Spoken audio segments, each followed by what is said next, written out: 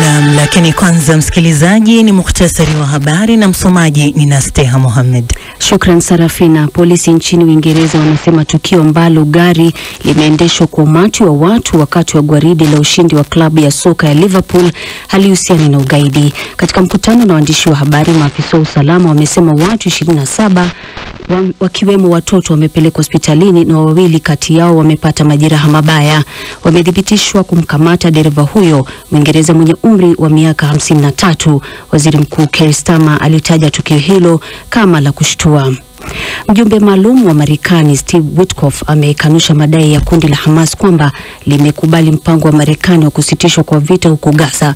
Alikanusha kuwa Marekani iliunga mkono mpango huo ambao unapendekeza siku 60 za usitishaji wa mapigano na kuachiliwa kwa mateka 10. Haya yanajiri huku Israeli ikiendelea kushambulia Gaza na jeshi la nchi hiyo likitoa amri mpya ya kuwataka Wapalestina kuondoka katika mji wa Khan Yunis. Waziri wa masuala ya kigeni wa Ghana amefunga ubalozi wake nchini Marekani kwa muda baada ya uchunguzi kubaini madai ya ulaghai unaolenga waombaji wa hati ya kusafiri na pasipoti. Katika taarifa yake, Samuel Okutseto Ablakwa alisema mfanyikazi mmoja anadaiwa kuunda tovuti bandia ambayo ni sawa na ya ubalozi huo, ambayo iliwaelekeza waombaji wa huduma hizo kwa kampuni yake.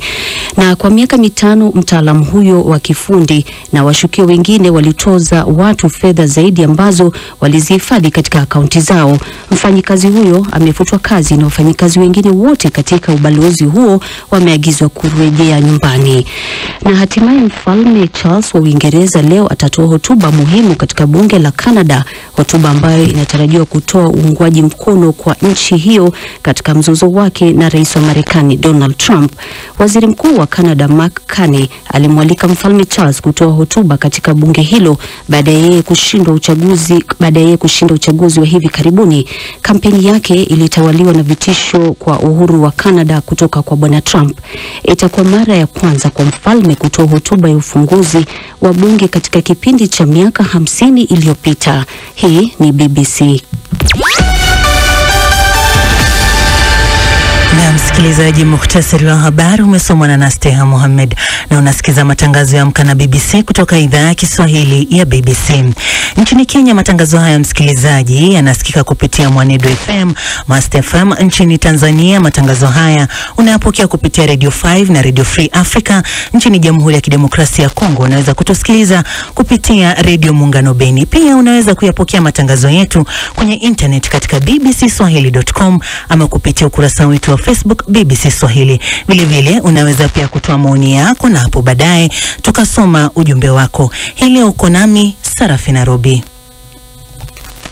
Tukianza ni kuwa jeshi la Israel limewaamuru wa Palestina wanaoishi eneo la kusini mwa Gaza la Khan Yunis kuondoka eneo hilo na kuwataka wahamie mara moja maeneo ya magharibi mwa Gaza hadi Al-Mawasi, kwani wanapanga mashambulizi. Huku mashambulizi ya Israel huko Gaza yakiendelea, kuna sintofahamu kuhusu mpango wa kusitisha mapigano. Felis Mwate na maelezo zaidi.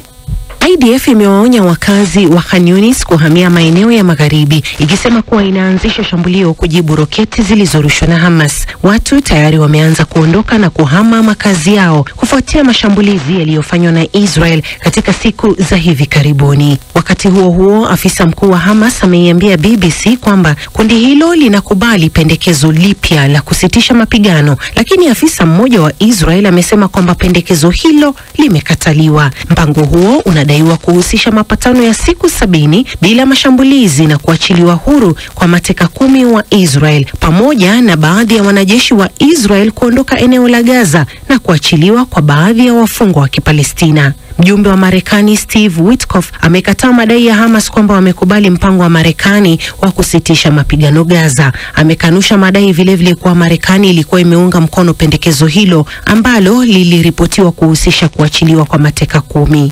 Waziri Mkuu wa Israel Benjamin Netanyahu hajazungumzia pendekezo hilo, lakini amesema kwamba anatumai kutoa tangazo juu ya mateka hivi karibuni. IDF vilevile inasema ilifikia malengo 200 kote Gaza katika muda wa saa 48 wakati ikiendelea na operesheni zake dhidi ya kile inachokiita mashirika ya kigaidi. Hayo yakijiri, umati wa Waisrael wenye msimamo mikali ya mrengo wa kulia waliimba na kuwashambulia Wapalestina wakati wa sherehe ya kila mwaka ya Jerusalem Day, ambayo ni ukumbusho wa vikosi vya Israel kuchukua eneo la Jerusalem Mashariki lililokuwa na Wapalestina wengi wakati wa vita kati ya Waarabu na Israel vya mwaka 1967. Kiongozi wa upinzani huko Israel Yair Lapid amesema tukio hilo limekuwa kama tamasha la chuki na ubaguzi wa rangi na kuongeza kuwa tabia hiyo ni fedheha na matusi kwa Uyahudi.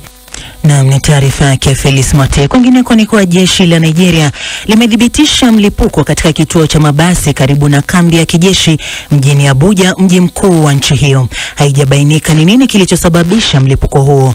Ripoti za vyombo vya habari nchini humo zinasema mtu mmoja ameuawa na mwingine kujeruhiwa, lakini maafisa bado hawajadhibitisha idadi kamili. Robert Kipto na maelezo zaidi. Mlipuko mkubwa umetokea karibu na kambi moja ya jeshi la Nigeria katika mji mkuu wa nchi hiyo Abuja. Ripoti za awali ziliashiria kuwa mlipuaji wa kujitolea alifariki wakati wa tukio hilo. Kwa mujibu wa jeshi la Nigeria, mlipuko huo ulitokea katika kituo kimoja cha mabasi iliyoko mkabala na kituo cha kuwazuia wakimbizi wa ndani cha muda cha Mogadishu mjini Abuja. Vyanzo vya kijeshi vimesema kuwa bomu hilo lililipuka na kumuua mtu aliyekuwa ameibeba papo hapo. Mtu mwingine ambaye alijeruhiwa vibaya alikimbizwa katika hospitali ya kijeshi mjini humo. Picha zilizosambazwa mitandaoni zilionyesha mwili wa mwanaume mmoja ikiwa imejaa damu sakafuni. Msemaji wa jeshi la polisi nchini Nigeria, Josephine Ade, alithibitisha tukio hilo na kusema kuwa lilitokea mwendo wa saa 8:50 na kuwa maafisa wa kutegua mabomu walitumwa katika eneo hilo ili kufanya uchunguzi zaidi. Maafisa wa ulinzi waliuzingira eneo la tukio hilo huku uchunguzi huo ukiendelea. Kambi hiyo ya jeshi la Nigeria liko takriban kilomita 5 kutoka kwa ikulu ya rais. Katika miaka ya hivi karibuni, mji wa Abuja umeshuhudia mashambulio ya mara kwa mara kutoka kwa wapiganaji wa waasi wa Boko Haram. Agosti mwaka 2011, jengo la Umoja wa Mataifa lilishambuliwa na mlipuaji wa kujitolea aliyekuwa amebeba mabomu kwa gari na kusababisha vifo vya watu 18. Siku kuu ya Krismasi mwaka huo huo, kanisa la Katoliki la Mtakatifu Teresa lilishambuliwa na waumini 35 waliuawa na wengine 52 kujeruhiwa. Januari mwaka huu, mlipuko wa bomu ulitokea katika shule moja viungani mwa mji mkuu Abuja na kusababisha vifo vya watu 2. Utawala wa nchi hiyo ulisema kuwa bomu hilo ambalo lilikuwa la kujitengenezea nyumbani lilikuwa limebebwa na mwanafunzi mmoja wa shule hiyo. Na tukielekea Tanzania ni kwa mbunge wa viti maalum kwa tiketi ya chama cha demokrasia na maendeleo Chadema nchini Tanzania, Halima Mdee, ameonyesha kusikitishwa na hali ya mgawanyiko inayokikumba chama hicho na kwamba haifurahii hali hiyo inayotishia uhai wa chama hicho. Halima ametoa maelezo hayo wakati wa mahojiano maalum na mwandishi mwandamizi wa BBC Florian Kaijage. Kwanza anazungumzia kesi ya uhaini inayomkabili mwenyekiti wa Chadema Tundu Lissu. Katika mazingira ya kawaida, kauli za kisiasa zinajulikana, ziko wazi, na uhaini ni jambo zito kama ulivyosema. Kwa mimi najaribu kuwaza tu kwamba kuna ushahidi gani ambao wenzetu waliomkamata, kwa sababu mtu hadi anakamatwa labda ana ushahidi. Ni hizi kauli za kawaida ambazo tunatoa ama kuna mengine yaliyojificha? Sasa kama kuna mengine yaliyojificha mimi sijui, lakini kama hizi kauli za kisiasa ambazo tukianza kuretrieve kauli za kisiasa za kila kiongozi kuanzia CCM wa Chadema na hivi vyama ambavyo viko active, basi tutakuwa haini wote kama ni kauli hizi. Lakini kama kuna jambo lingine ambalo limejificha mimi sijui, siwezi kucomment. Kinachoendelea kinaweza kikawa kina athari yoyote au ni jambo la kawaida la wanachama kuondoka na waliokuwa viongozi, unalionaje? Nikiwa sehemu ya watu ambao tulijenga taasisi kwa miaka zaidi ya 20, mimi sifurahii nikiona kuna mgawanyiko mkubwa. Nilikwambia wakati michakato ya uchaguzi ya ndani inafanyika, nilikuwa nje na observe, kwa zinaongea nao baadhi vitu hivi. Kuna vitu vilikuwa vinafanyika, nilikuwa nasema my God, hivi mnafikiria yeyote akishinda tutatoka salama? Kwa sababu ile kampeni yenyewe tu ilikuwa tayari imetengeneza ufa mkubwa. Sasa kwa nini mnaruhusu kutengeneza ufa wakati nyie mnahitajiana? No reform, no election. Hakuna mageuzi ama mabadiliko, hakuna uchaguzi.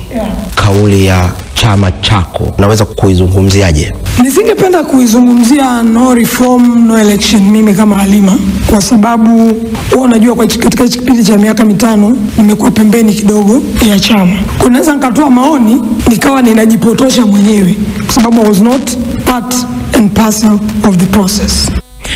Na sasa tuangazie nyota wa soka Afrika ambaye licha ya kucheza mataifa tofauti duniani amekuwa na upendo maalum kwa taifa la Uskoti. Victor Wanyama alikuwa mshindi wa fainali ya ligi ya mabingwa Ulaya akiwa katika klabu ya Uingereza ya Tottenham Hotspur mwaka 2019. Pia amechezea nchi ya Uswidi, Ubelgiji na vile Canada. Ahmed Bahaj na maelezo zaidi. Bila shaka mashabiki wa soka nchini Uskochi wanamkumbuka vizuri sana Victor Wanyama. Makombe mawili aliyoshinda akiwa na klabu ya Celtic yaliacha kumbukumbu za daima za klabu hiyo. Napenda vile Waskochi na nidhamu, ni wakarimu, wanakaribisha watu, na pia culture yao ni culture nzuri ya kupendeza, na ni nchi yenye amani sana na wanapenda mpira sana. Mafanikio yake katika klabu ya Celtic kutoka mwaka 2011 hadi mwaka 2013 chini ya kocha Neil Lennon, mtu alimfuatilia kwa makini katika klabu ya daraja la pili Dunfermline. Historia ipo wazi katika kijiji hicho kidogo cha Uskochi, ukiwa mji mkuu wa zamani. Wafalme walizaliwa na kuzikwa hapa, lakini maisha yanaendelea, na kuwasili kwa mfalme huyu wa soka wa Afrika kwa mkataba wa muda mfupi kumewashangaza wengi. Bila shaka alikuwa jina kubwa na aliibua hisia na kuwavutia mashabiki wengi kuja kumtazama. Mashabiki hao watakuja hapa kumtazama Wanyama katika klabu hii ya Dunfermline. Wakati Wanyama alipofika, mabingwa hawa mara mbili wa kombe la Uskochi walikuwa wanang'ang'ana angalau wasishuke kwenye ligi ya daraja la 3. Timu yenye hadhi kuhusishwa na kigogo wa Manchester United Sir Alex Ferguson miongoni mwa wachezaji wa zamani. Wanyama aliungana tena na Lennon wakipambana sana kuzuia hilo la kushuka daraja, ingawaje mchango wa Wanyama ulikuwa mdogo. Ningependa pia kurudi hapa kwa sababu ni pahali pazuri na ningependa kurudi. Kwa hivyo acha tuone kwanza season ikiisha nini itafanyika. Ushahidi wa kuwa Wanyama anasalia kuwa shujaa katika timu hii ulijitokeza katika duka la klabu hiyo lililouza fulana zake zote. Wanyama hajaichezea tena nchi yake tangu mwaka 2020 wakati alipotofautiana na shirikisho la kandanda. Kocha mpya kutoka Afrika Kusini Benny McCarthy, je, huenda akaitwa tena kwenye kikosi? Ben shakupigia simu. Pamoja na yeye amekuwa akijaribu kusisitiza nirejee katika national team.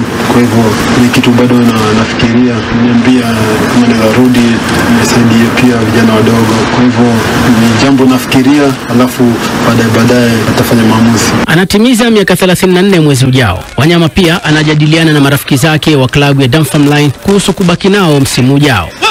Niko na miaka kadhaa za kucheza, alafu nikimaliza ningependa kuingia kwenye coaching, na pia kwa klabu zenye nimekuwa nikijaribu kuangalia vile makocha wanafunza, vile wakufunzi wanafanya. Siku moja nikimaliza naweza penda kuwa kocha. Wanyama anasema hajawaza kustaafu, na liwe liwalo, nchi ya Uskochi itasalia kuwa makazi yake ya pili. Bila shaka tupate zaidi kwenye michezo na Shadrack Mwansasu.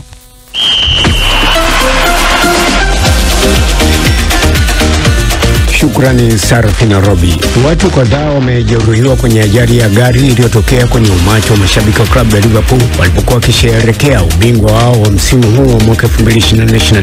Jeshi la polisi la Uingereza limesema kuwa limemkamata mtu mwenye umri wa miaka 53. Mamia kwa maelfu walikuwa wamejitokeza kusherehekea ushindi wa Liverpool katika ligi ya Premier. Mwandishi wa habari wa BBC ambaye alinusurika kugongwa kwenye ajali hiyo anasema dereva wa gari hilo alionekana kutokana na kutofuata sheria za barabarani, na waziri mkuu wa Uingereza Keir Starmer ameelezea matukio hayo kuwa yenye kutisha. Mwamuzi mkongwe wa soka wa Uingereza Keith Stuart Hackett akianzia kazi hiyo katika ligi za ndani mjini Sheffield, Yorkshire mwaka 1960, pia akiwa ni miongoni mwa waamuzi 100 bora kwa wakati wote katika orodha ya waamuzi wa kimataifa, amesema bodi ya waamuzi wa soka Uingereza kwa maana Professional Game Match Official Limited walifanya uchunguzi mbovu wa kumteua mwamuzi Thomas Brahma kuchezesha mchezo wa Aston Villa dhidi ya Manchester United. Klabu ya soka ya Manchester United kwa sasa ipo katika hatua nzuri za kukamilisha usajili dhidi ya mshambuliaji wa klabu ya Wolverhampton mbwa mwitu Matthew Cunha kwa gharama ya pauni milioni 62.5. BBC kitengo cha michezo kimeripoti kuwa United sasa inapaswa kulipa ada kamili ya uhamisho wa mchezaji huyo raia kutoka taifa la Brazil kwa awamu 3 katika kipindi cha miaka 2. Kwingineko, kocha na mchezaji wa zamani wa soka barani Ulaya Xabi Alonso Urano amezungumza mengi wakati wa mwanzo wake mpya akitambulishwa rasmi kama meneja mpya wa klabu ya Hispania ya Real Madrid. Alonso miaka 43 ameteuliwa kwa meneja wa klabu yake ya zamani kwa mkataba wa miaka 3, amechukua nafasi ya Carlo Ancelotti ambaye ameteuliwa kwa kocha wa timu ya taifa ya wanaume ya Brazil, na akisema kwamba anayo malengo kushinda kombe la dunia la mwaka 2026. Mwisho wa dondoo za kimichezo. Shukrani. Sarafina Robi.